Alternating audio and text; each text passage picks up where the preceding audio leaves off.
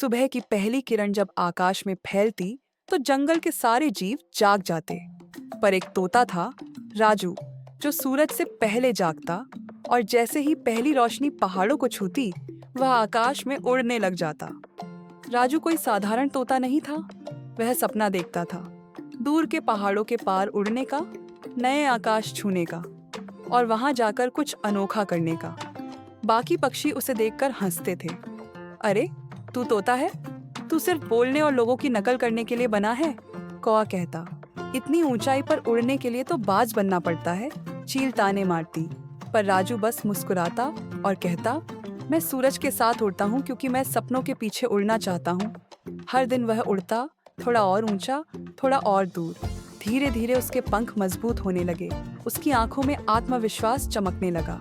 पर रास्ता आसान नहीं था। एक दिन तेज तूफान आया और उसने राजू को एक चट्टान से टकरा दिया। वह घायल हो गया और नीचे गिर पड़ा। सब पक्षी बोले, हमने कहा था ना, तू ज्यादा ऊंचाई पर उड़ने की कोशिश मत कर। तेरे जैसे तोते को नीचे रहना ही अच्छा लगता है। राजू को बहुत दुख हुआ। वह कई दिनों तक उड़ नहीं सका। पर जब उसकी चोटें ठीक होने लगी, उसने फिर सूरज को देखा, उगता हुआ, शांत और प्रेरणादायक। उस क्षण उसे एहसास हुआ कि गिरना अंत नहीं होता, बल्कि यह एक और शुरुआत होती है। उसने फिर से उड़ान भरी। अब वह और भी सतर्क था और ज्यादा हिम्मत वाला। उसे रास्ते में कठिनाइयां मिली, कभी बारिश, कभी शिकारियों की नजरें, कभी थकावट। पर हर सुबह वह सूरज के साथ उठता और उड़ता। उसका सपना था पहाड़ों के पार एक सुनहरा बाग देखना, जहां तोते आजादी से रहते हैं। एक दिन जब बादल छौंटे और सूरज पूरी तरह चमका, राजू ने पहाड़ के पार एक हरा भरा सुंदर बाग देखा। वहां फूल थे, फल थे और ढेर सारे रंग बिरंगे पक्षी।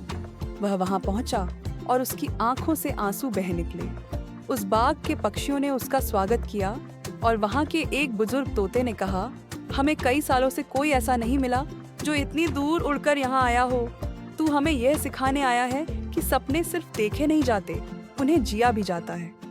राजू अब उस बाग का मार्गदर्शक बन गया। हर सुबह वह वहां के नन्हे पक्षियों को उड़ना सिखाता और कहता, अगर सूरज उग सकता है हर दिन, तो तुम भी अपने सपनों के लिए हर दिन उड़ सकते हो।